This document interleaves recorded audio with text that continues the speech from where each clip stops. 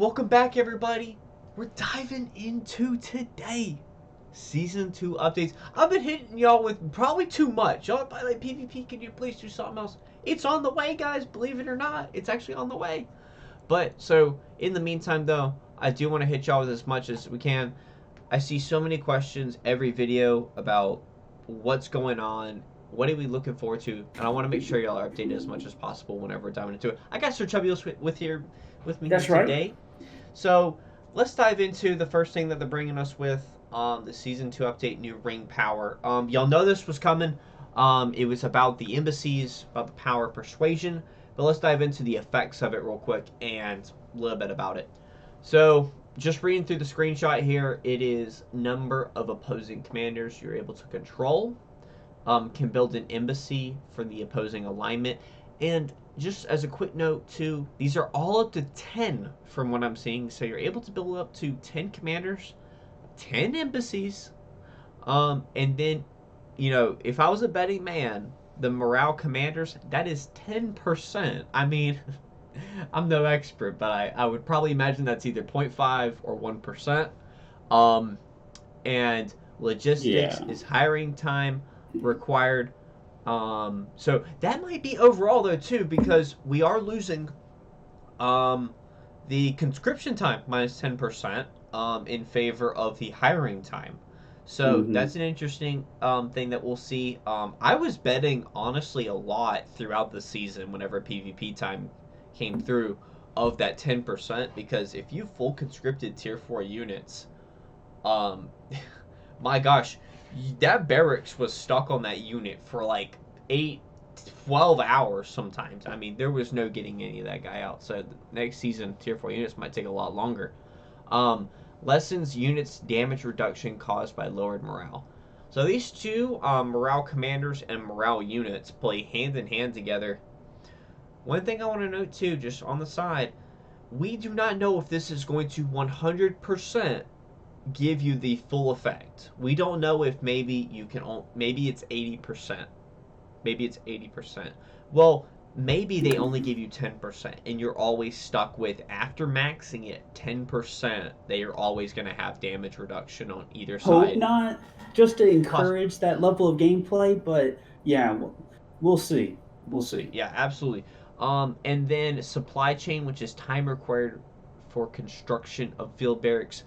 I wouldn't specialize too much in that just by looking at it, because your embassies by themselves, and what we can see is going to be your field barracks, for instance, because they are related to barracks. We'll go into that, the final ending here, as last screenshot that we'll post.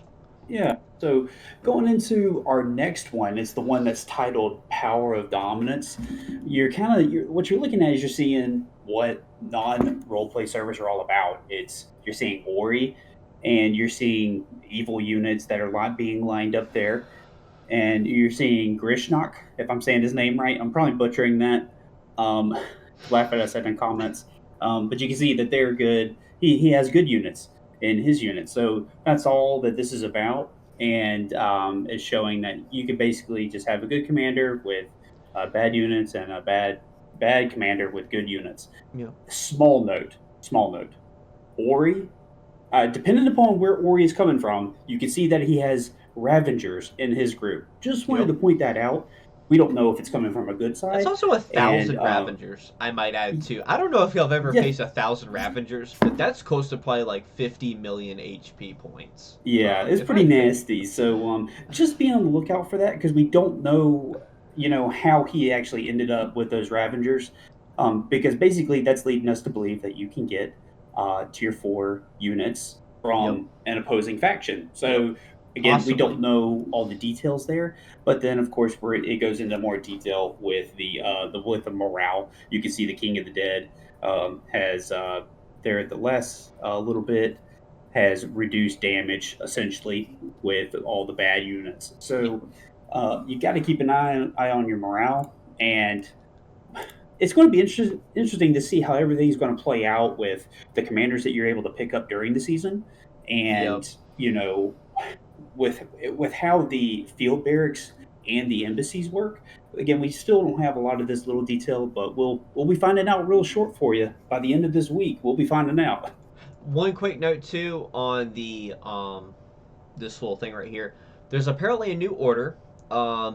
This new order allows your armies to march much faster by using ability points. So you're able to long march, but now you are also able to march faster. So as a quick little note, this might be for mixed only. I want to stress that a lot of this is for non-roleplay servers only. So a lot of this is almost all of this Very is true. going to be aimed for mixed servers. So keep that in mind, folks. Speaking to the mixed folks crowd, we're going mixed. Y'all know we bringing it to you. So the new buildings. So non-roleplay only. Again, all this content. So you're gonna build these buildings to conscript units from the opposing alignment. These embassies will be located within your settlement. So this is some confusing language here, but the way that we want to stress this is you're probably going to build the embassy within your faction or within your main building. Within your main building, you're going to build, upgrade the units and get it up to 10. Because Yeah, you always very want to very get it to much 10. like how you would if you're good side and you're building up your dwarf camp, right? To be able to build the dwarves. Yep. Much like this is how the embassies are going to work. Yep, and then you're going to see that you're going to build a barracks outside of so a lot like a fort. And the way that me and Sir Chubbs are thinking is that you're going to have to go to Mordor, Isengard, Agmar, run opposite faction, etc. You're going to do the same thing. But you're going to build that barracks in that place, and then you're going to be able to conscript units from that faction. That's the way that we believe it's going to work. Yeah. We don't actually know yet. Here in 2 days we'll know for certain, but that's the way we believe it'll work. And then, so right now it's 1,000, correct? 1,000 total unit commands. Hmm. In each of these barracks, they are building outside of your units, and they might give you 100, which would make sense if they're giving you 10. It would make sense if they're giving you 10. You would get 100 per each barracks. Maybe that would lead up to 1,000. And that way you can choose, and that would bring so much war. I hope everyone understands that. Depending on how much they allow per barracks to hold, if you have close to 2,000 unit commands at your disposal, you will see me with mountain trolls, swan knights, and oathbreakers all in one army throwing at you, even if it's That's right. just an absolute ridiculous army composition. Just armies to throw around all together. The war side, the PvP. I mean, that's what we're all about. By the way, we're all about the PvP. Y'all saw us with the bloodthirstiness. It was just that's what we're about. And whenever we see the possibility of something like that happening, we're all about it. So, and Yeah, then we're too, definitely just going to be going into Mordor and taking those trolls. I'll be yeah, telling you that much. we're gonna be taking the Felbies and we're gonna be taking their elephants. All right, we're taking all that, and then we're gonna throw in the new Bree riders as well. Yeah. And then just to round us out here, we already know that they're allowing the tips alignment to change back and forth, so nothing new there on that front. But overall, though, this is all the new content coming out from today. This was right whenever the server changed over. Right now, if you are from servers probably 1 to 60, if I had to take a guess, you will probably be restarting with us on the 26th UTC time. More than likely, I don't know how far it went up, but overall, though, this is all the new stuff coming out for season 2.